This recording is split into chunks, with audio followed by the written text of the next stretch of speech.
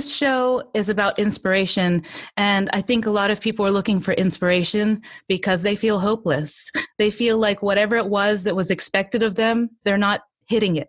They're too tired. They're too ugly. I don't know what it is. You're too fat.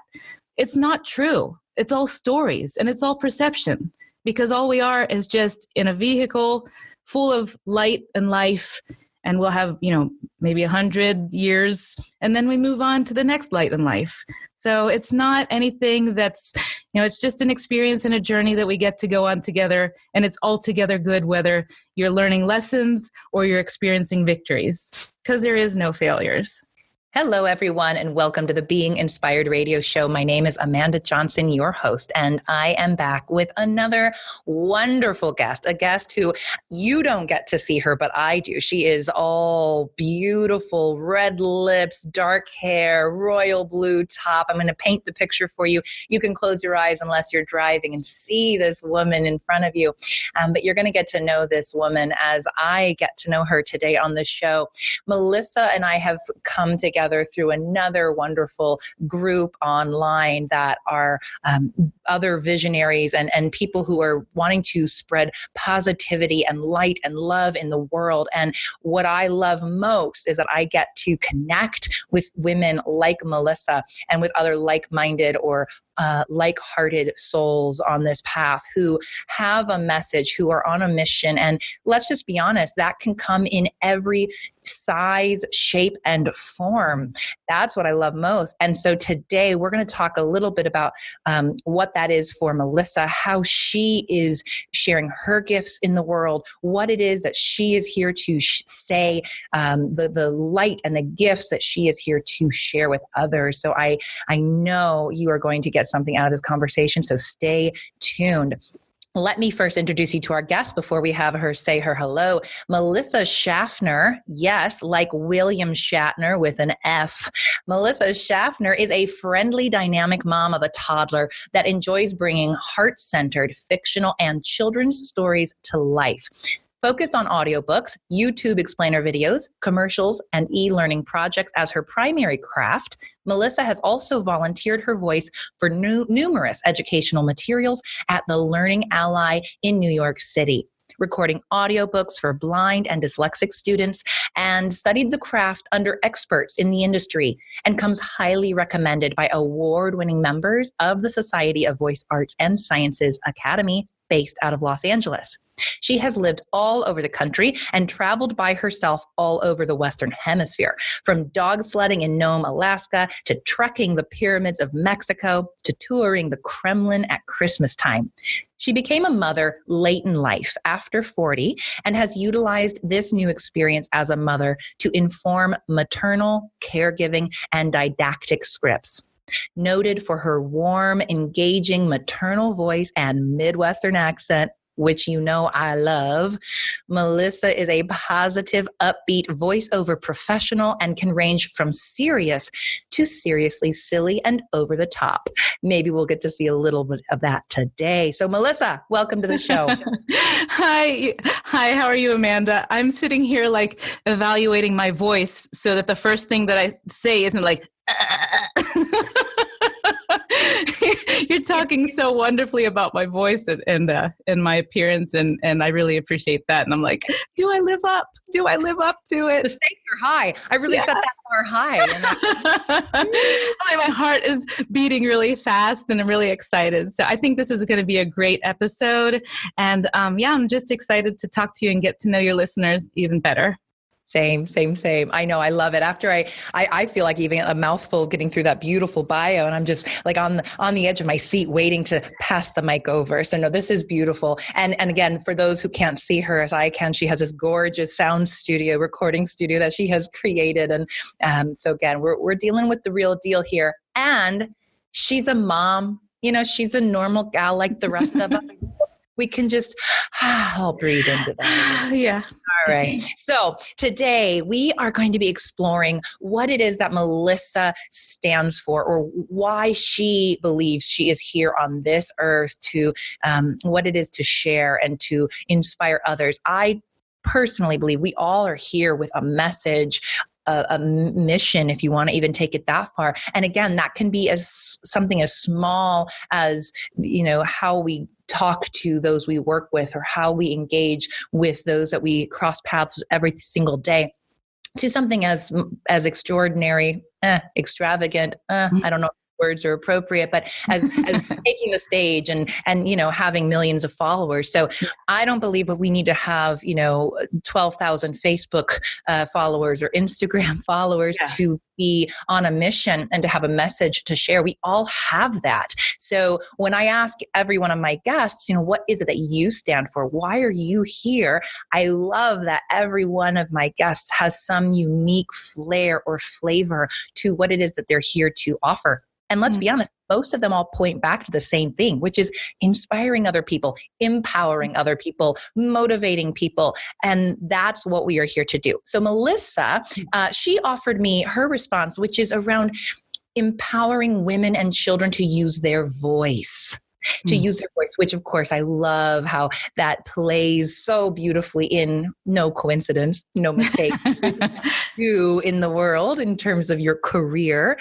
And so we're going to be exploring this idea of using our voices and breathing life into everything that we do. And I love how we're connecting to the voice and giving life to things through it. So I start with a very open-ended question that allows us to go wherever we are inspired to go. And that question, Melissa, is why is that what you stand for? And why do you do what you do? Well, I'm going to preface the answer with this. And just to kind of put your listeners at ease, we take a deep breath. That was a big mouthful, right? So for the longest time in my life, I didn't think I had a story. I didn't think I had a mission or a purpose. And it was very frustrating because, I got all the grades and I did all the things, all the right things. And I went to college and I followed the path. And it just felt very, very sterile. Like I was just going through motions, but my heart wasn't in it. I was stressed out. So I'll give you a little backstory to kind of maybe we can connect. The listeners, your listeners, my listeners can connect when they listen to this episode. So I grew up a little Puerto Rican girl in a Jewish neighborhood. That's my beginnings in Pittsburgh, Pennsylvania.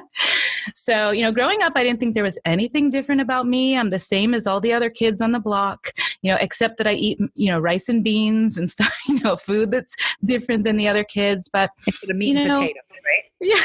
Yeah, exactly. I mean, I didn't have roast beef until I was 24 years old. That's like literally. So yeah, I used to go to kindergarten and brag that my mother served us spiders and rice for dinner, which was actually octopus. And the kids were like, ew, spiders and rice. And I was like, yep. So basically my career path, that it's a short story to a long story of what led me here, is my mother was a teacher in the public school system in Pittsburgh, and my father was an engineer, an electrical engineer. And growing up, I saw my father make a lot of sacrifices with his career so that my mother's could flourish. So as I got to that tender age of 17, where they ask you the question, what do you want to be for the rest of your life? Sounds kind of permanent. Yeah. I said, well, I don't want to be broke. So I think I'll be an engineer. And since I hated chemistry, electrical engineering was like the least amount of chemistry you needed to take. And that is the extent of the sophistication of my very first, very important life choice. Like, I hate chemistry. Check. So I went into the workforce. I got lots of scholarships in college, went into the workforce. I found a lot of success, in jobs and making money and all that, but I wasn't very happy. So at a very young age, I began to think, I need to shake it up a little bit, because there's got to be more than this. There's got to be more than going to your office, sitting at a computer, completing an assignment somebody told you to do, going home and vegging out in front of the TV. I thought, if I do this for the next 50 years, I'm going to die young. So I decided to take on my bucket list and started venturing. So that is actually when I was in college, the last year, my super senior year of college, I went on a trip by myself to Europe. I'd never been overseas before, and I went by myself, and it was amazing. And I said, I have to do this again. So I'm working in corporate America as an engineer. I got my MBA and all that kind of stuff you're supposed to do to go upward and onward. But I found that corporate America is not very encouraging of vacation. And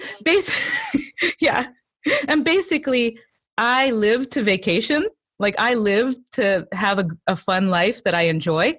So I quit so many good jobs, good paying jobs. I'd save money, quit, and go on this massive couple month vacation. And then I'd come back and I'd do it all over again, ad nauseum. And I found that it was very rewarding, but what I was really seeking was just that love, that contentment with my life, and the travel was a big part of that. Like you said, I went to Alaska, I went dog sledding, it was amazing. I didn't actually have anyone in my life at the time to tell me I couldn't do that. So that was kind of awesome. But I still felt this gaping, empty hole in my life.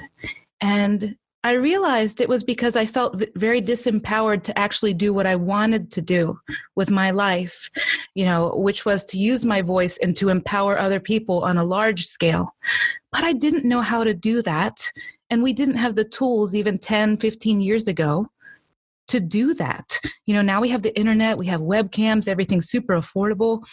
But back then I was just like, I'm just going to have to take this career path. So I was in construction. I was in a male-dominated industry. I have this really quirky attitude. So people, talk to me like I'm a child. I'm 35 years old and I'm still not getting the same level of respect as, what my education commanded, what my experience level commanded. I was building multi-million-dollar projects, doing the electrical engineering and the project management in Manhattan, all over the country at retail stores, really big stuff. But I felt like I don't feel like I'm making that impact because my heart feels empty. Mm-hmm. Mm-hmm. We're going to pause there because I want to go back a couple of things you said. This is such a beautiful story. And you said two things. Well, you said one thing, and then I think there was kind of an inherently implied something else that are connected. You made this comment of, when you went dog sledding, I didn't have anyone in my life who would tell me I couldn't. Okay. That was a significant comment you made. And then you have this story of growing up and you ended up choosing a career path, not because it lit you up inside, not because your heart was in it, not because you were, driven and passionate, although I don't know how many 17-year-olds really are. I mean, I hope there are some of them out there, God willing, but, many of us are probably like, what? I don't know, even if we think we're doing what we're passionate about. But I heard you say that wasn't for you. That was not your story. Your story was, I hated chemistry, so good. Let's just choose something that's not that. Instead of what do I love, let's base it on what I hate, right? Interesting. Yeah. And then also, of course, following in your father's footsteps. So doing what your father had done. So it's, again, it's not that someone not telling me what I couldn't do, but in another way, like doing what I was expected to do. So there feels like there's this theme through your life of, not using your voice, as you talked about, right? Not feeling you had a voice to go out and create the world you wanted. Would you agree with what I'm Absolutely. And like neurons are firing all over the place. If you were sitting on a ledge in my brain, you'd just be like totally nauseated right now. But, it's funny because I followed my father's footsteps, and he passed away this past, well, I don't know when the listener is going to be listening to this, but in April of 2018, what are we in 2019? He passed away about a year ago. And it's very strange because even though he had Parkinson's for 15 years and subsequently died from the Parkinson's complications, when he died, like my whole world fell apart. And I didn't know that my world was based. I didn't know that a kingpin, a keystone of my life was his approval. I didn't know that. And to be honest with you, I don't think he really cared what I did with my life. I think he would have been okay with me pursuing my heart, but I felt like I had a mission to finish what he didn't complete. because he never became an electrical engineer. He actually worked for the IRS and was unhappy most of his life because he was miserable. He was miserable in his job. And he used to tell me, Melissa, if work was fun, they would call it play.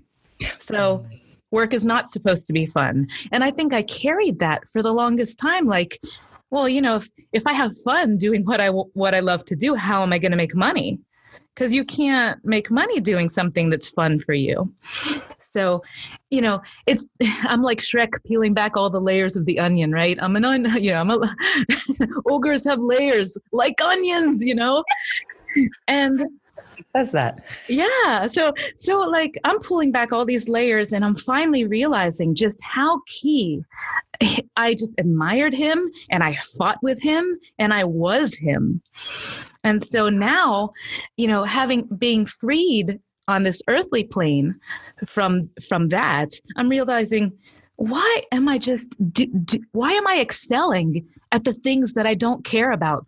Why am I doing so well in a direction that I have no attachment to? I feel no attachment, no reward, no punishment. It's just a very, like I said before, like a sterile environment to move forward. And if you know me at all, like sterile is the last. Like I'm full of a lot. So you got color all around you. You are a Puerto Rican like firecracker. Yes. Flower. Yes. I mean, it's in the blood. Even my daughter, who's half Jewish and half Puerto Rican, she's got it spilling over in excess, the personality. So yeah. So can I interrupt with one more thing or interject? You're not even interrupting. I was just taking a long. Wait, so I'm just going to fill the pause. That you said you were finishing what your dad didn't complete, that he never became the electrical engineer. Mm-hmm. And as soon as you said that, I go, Melissa, you are now truly completing what your father never did, which was finding joy in what you do, being happy in your job. That was truly where he would have wanted to be, I imagine. I mean, we can't, but it's that is the work that you are now completing. I mean, which is so beautiful to me to hear that and to see that. And then again, this idea of learning to follow the heart and to allow ourselves to be doing what makes us happy and what brings us joy. Yes. And I'm actually going to turn this whole conversation, like I'm going to take the turret of the tank, what do they call them? The tanks. I'm just going to turn it like 180 here. And I'm going to relate that. I'm going to relate that back to what you had said in the beginning, which is about my mission is to empower women and children and inspire them to live the life of their dreams. I created a coloring book and it's on Amazon. It's called Careers for Little Sisters. And it was a brainchild of my mother's and mine, but I used it as a tool to engage students in the New York City public school system. So when we lived there, I was touring around to the different schools and talking to kids. And the reason why I'm telling you this is because I would talk to second graders and people that are 10 years old, they know what they love. They couldn't even imagine like why an adult would go to 10 years of therapy to figure out what they love. Like it's so natural. You just point to them and they know exactly what they love. They love horses. They love video games. They love YouTube. And so, I just felt like at some point, some adult, somebody they looked up to, somebody that they saw the red lipstick and the long hair may have told them to go in a direction or maybe frowned or maybe gave them side eye or, and maybe they changed directions into an unhappy one or to silence their voice. So for me now, at the tender age of mid 40s, I feel like it's my responsibility to teach my daughter that if she has a passion to look at that, because that's part of the reason why she's here, right? And if she's dreaming about something, it's already a reality. So just move forward with it. Because I spent a lot of time wasting, nothing is wasted, but learning life lessons that, nope, this isn't the way. Nope, this isn't the way. Nope, this isn't the way. When if I had gone an artistic direction and honored more of like my dramatic self that everybody said was like, oh, you're so overly dramatic, well, that was a good thing, not a bad thing. Right.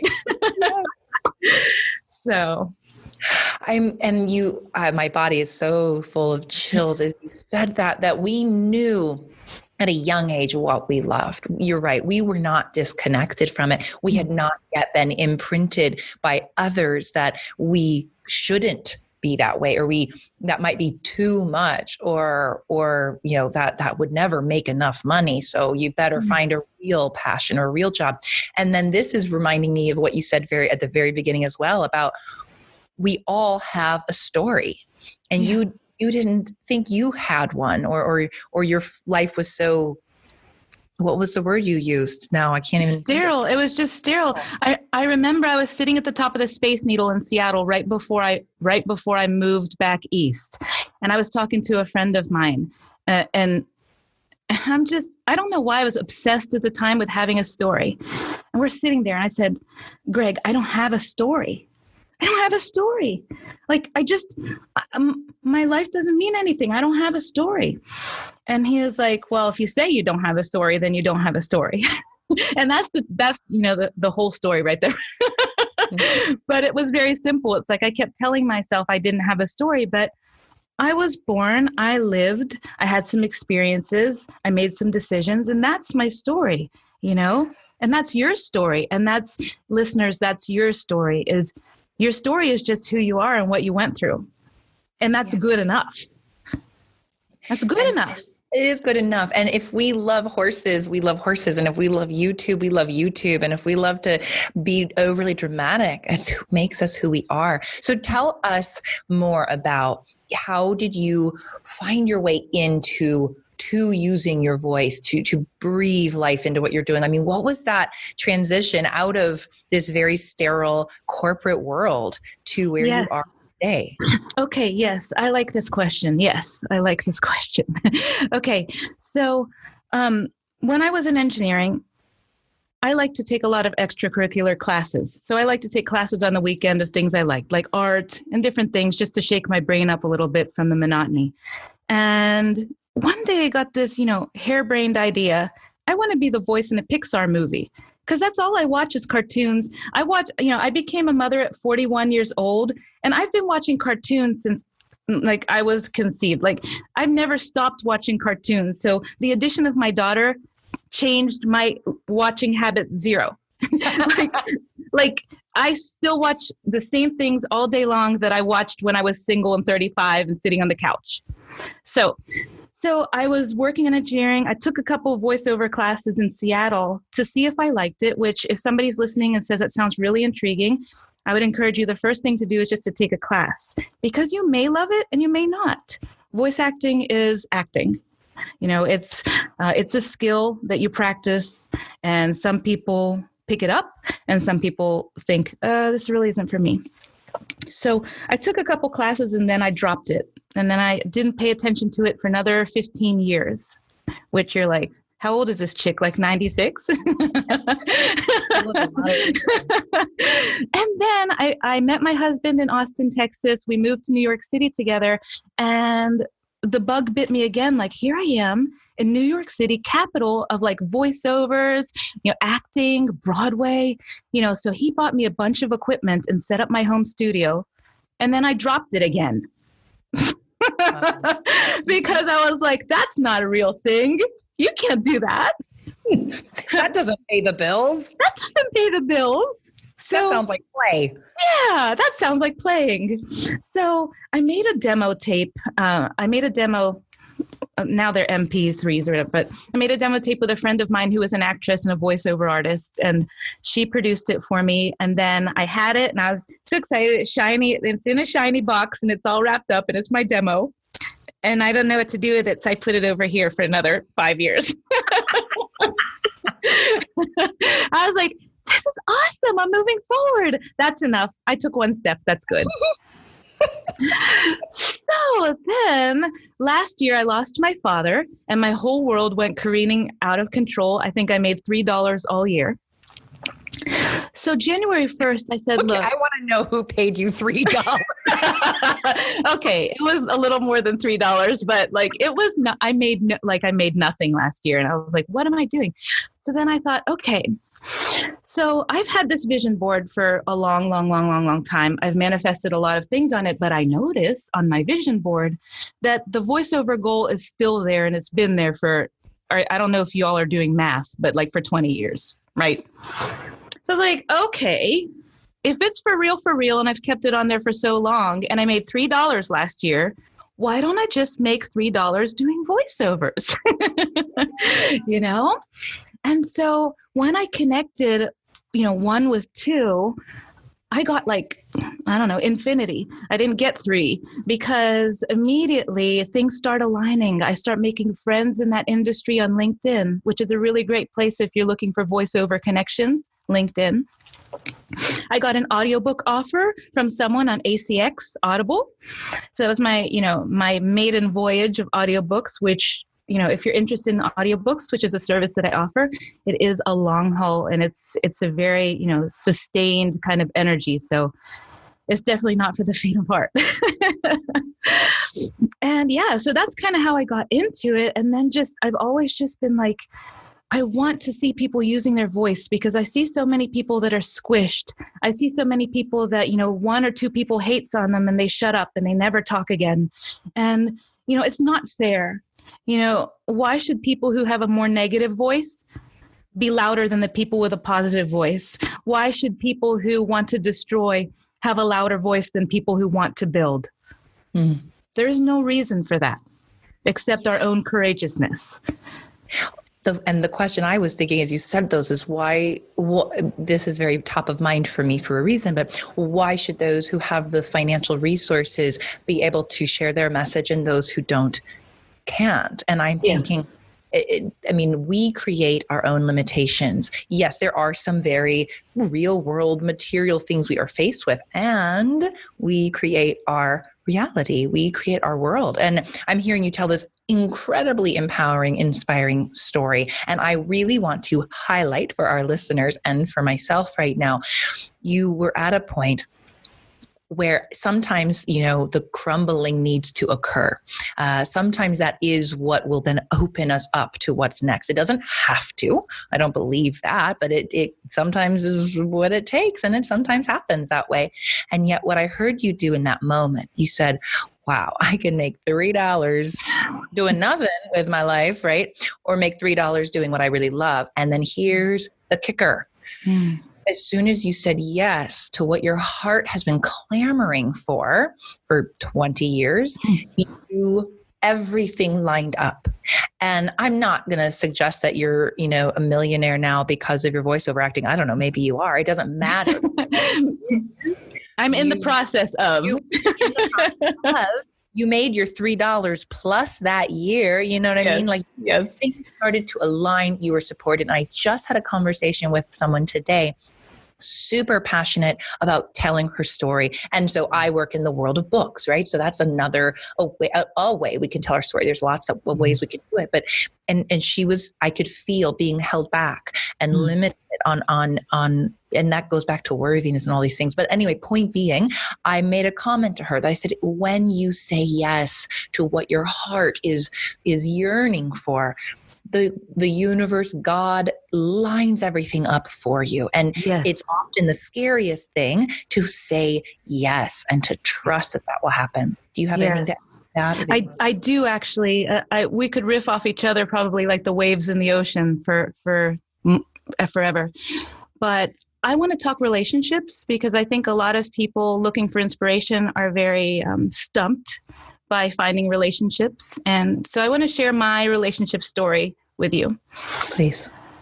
Quickly, because we could go on forever, but I respect your time.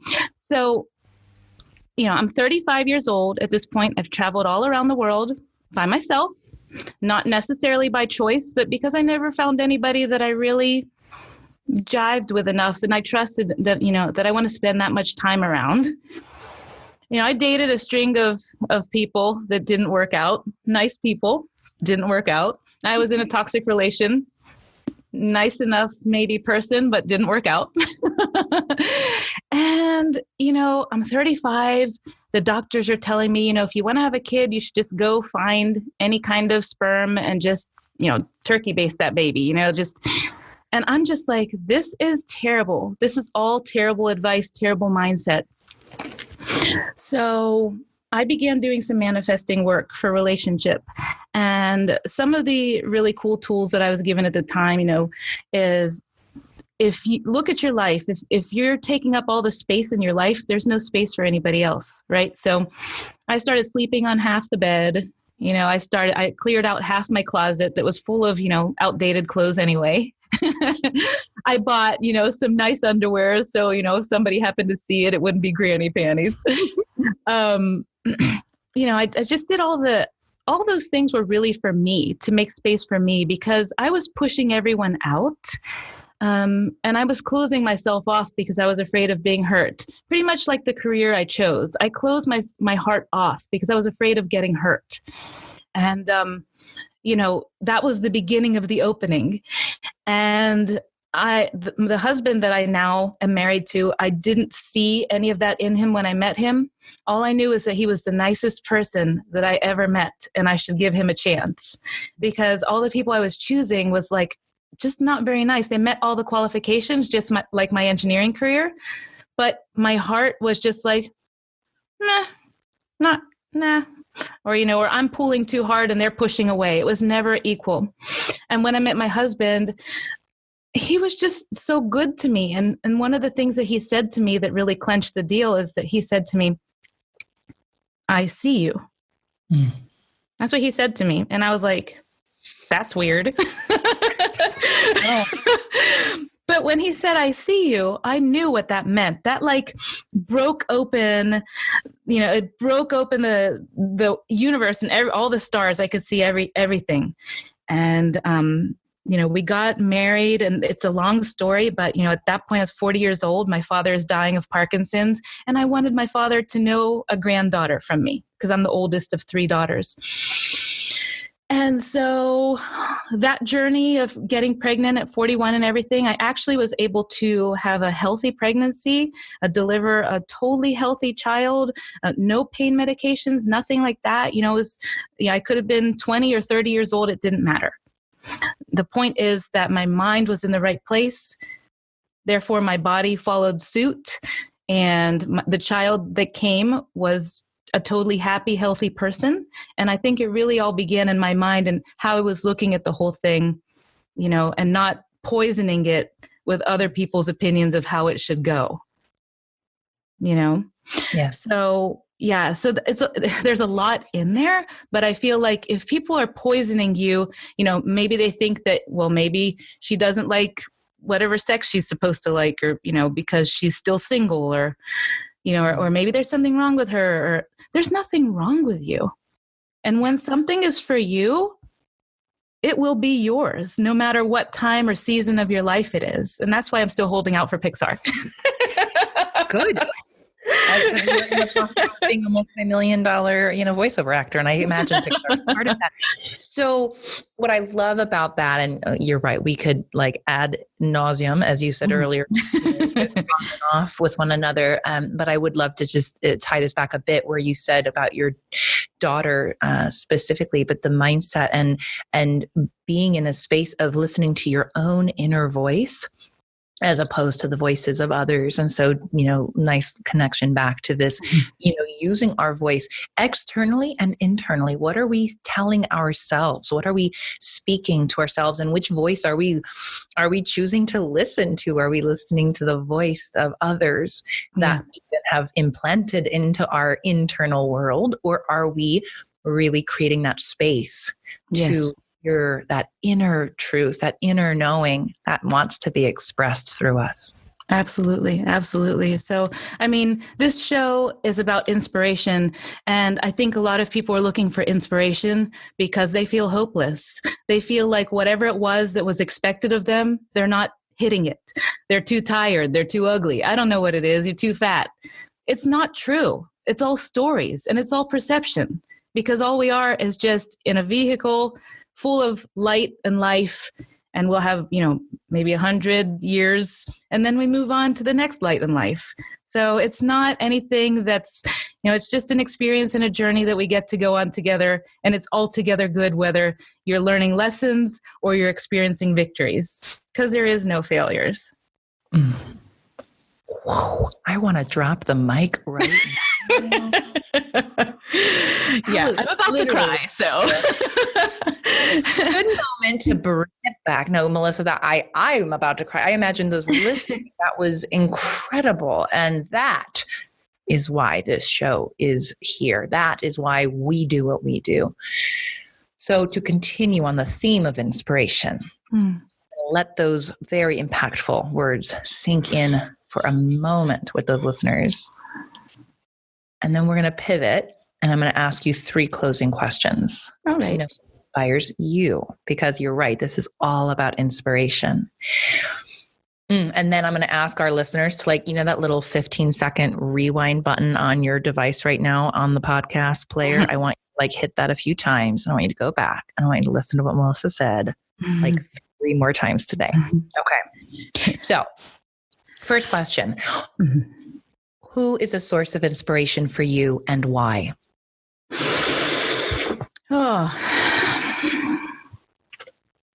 It sounds cliche, but my mother. My mother is who made me who I am. I am, my mom's little clone. If you looked at a picture of us, you'd be like, which one is which? But I feel like my mother really laid the foundation for me to be the strong woman that I am today. And that is what I seek to do for my daughter. And whenever I thought I was going to have a boy when I got pregnant, because for various reasons, I thought it was going to be a boy. And when I found out it was a girl, for real, I just was like a pool of tears. I just lost it. They gave you a little card to scratch off if it's a boy or a girl. When I found out it was a girl, because I thought, what a privilege to have the honor to have the relationship of what I have with my mother after my mother dies, to have the chance to continue a relationship like that. So yeah, definitely my mother, since it brings tears to my eyes. Definitely mom. Oh, man, that is good. Okay.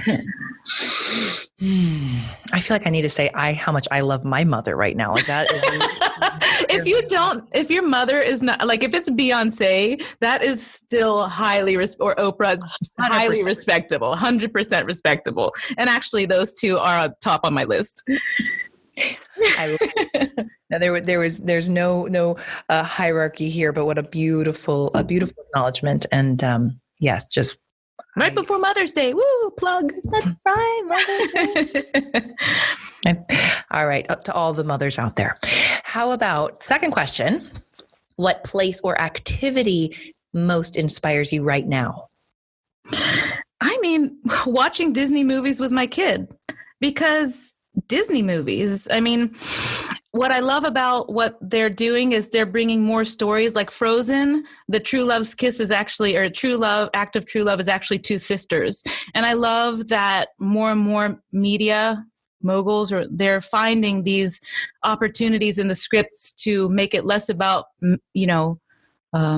like princess being rescued by prince and actually rescuing yourself, like that movie Brave. And I find a lot of inspiration, and I love to sit down and watch these movies because my brain is always ticking yeah. So watching movies and what is that? Those stories are empowering these young girls and boys and people and adults, all of us. Yeah.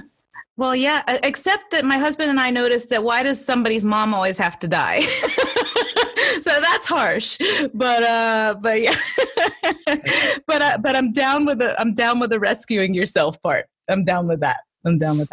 When you get hired by Pixar, you can pick their brains a little bit more. Say, hey, why does the mom always have to die? This is really harsh.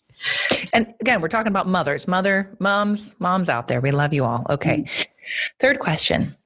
What is one book?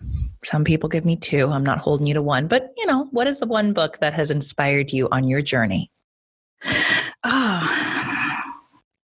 Well, this is going to be a more boring answer. And I forget who the author was, but it's called Getting Things Done. And it's by Michael. Probably your listeners can look it up faster on the internet than I can, but it's called Getting Things Done. And basically, like, that's how I've done everything, is like he advocates with taking everything that's in front of you and just making a big pile. And then whatever you can do right now, just do it. Because remember, I was a project manager and in productivity, and that was like my life. And I am really good at it. And I enjoy it. But, this is a more creative outlet. And then anything you like, just putting things into categories and getting things out of your life and clearing things off. What he advocates is don't keep anything in your head. Like, keep it in a central place, like a cloud or somewhere that you don't lose it, but get it out of your head, because anything that's inside of your head is taking up space for you to be able to breathe and be creative and, just all the good stuff. So that's my biggest inspirational book, is Getting Things Done. I actually think I have it behind my sound booth somewhere, but I'm not gonna go get it for you. Probably look it up. I love it. Well, and we'll make sure to link to it. So people, if you want to go just scope it out, we will do that as well. If I had, the crew behind me, they'd be like researching stuff. It's all good. But yes, listeners, we will empower you to get that book yourself if you feel inspired to do so. So Melissa, this has been absolutely delightful. And yes, we could have gone in a billion other directions. And yet here's what I love about this show. And about every conversation, let's be honest, and about life in general, is that there are limitless possibilities. There are limitless timelines and all the things occurring at once. And we can go in so many different directions, and they are all exquisitely divine, just as they are. So whichever path we are on and however we get there and whichever detours we take and however, I don't care what conversation we have or interjections, everything that was said in this space together was exactly what was meant to be said and shared. And that doesn't mean we couldn't have shared a million other things, but that's what I love. And as I take what I've learned from hosting these conversations into my life, it has been profound. And then of course it goes the other way. So thank you for being on this particular journey out of all the many we could have gone on, and for sharing your voice with us, for sharing your story, your passion, even in the nuggets and bite-sized pieces you did, and being here in this space with me today. Thank you. I appreciate that. And everyone listening, we're going to make sure, I'm going to ask Melissa here how that you can find her and get in touch with her. Obviously, if she said something, hey, if you got a book out there, you need it recorded. Also, if you, again, are wanting to learn more about her story or anything that she said, I'm sure she would love to connect in some way, shape, or form. So, Melissa, how can people get in touch with you? So the easiest way to get in touch with me is on my website. It's www.melissadeltoro, and I'll spell that MELIS as in Sam, S as in Sam, A, D as in David, EL, T as in Tom, ORO.com. So melissadeltoro.com.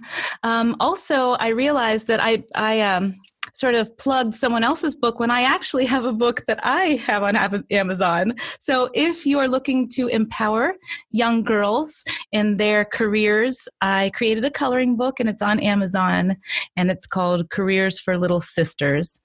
And my contact information is also in there. So those are two really great ways that you can find out about me. And if you want to show our family some love, you can purchase the coloring book. I think it's like $7 or something like that. And it's a wealth of information about different careers that young people may not know are accessible to them. Amazing. Good. So I'm sitting here thinking, Del Toro, man, I introduced you as Schaffner. It helped clarify for me. It's like I spent an entire episode once. I felt terrible. Yeah, distantly related to Benicio, if anybody's wondering. Our grandfather, I think we have a mutual connection at the grandfather level. or great-grandfather level, somewhere back there. They all came from San German in Puerto Rico. So but I never explored it any further. I'm going to stay out of his business. That's like my family with Tom Hanks. We know connection. I've thought long and hard, especially when I was pursuing the life of an actor, of like writing him a letter. It never happened. It's okay. But Tom Hanks, if you ever listen to this show, we're related.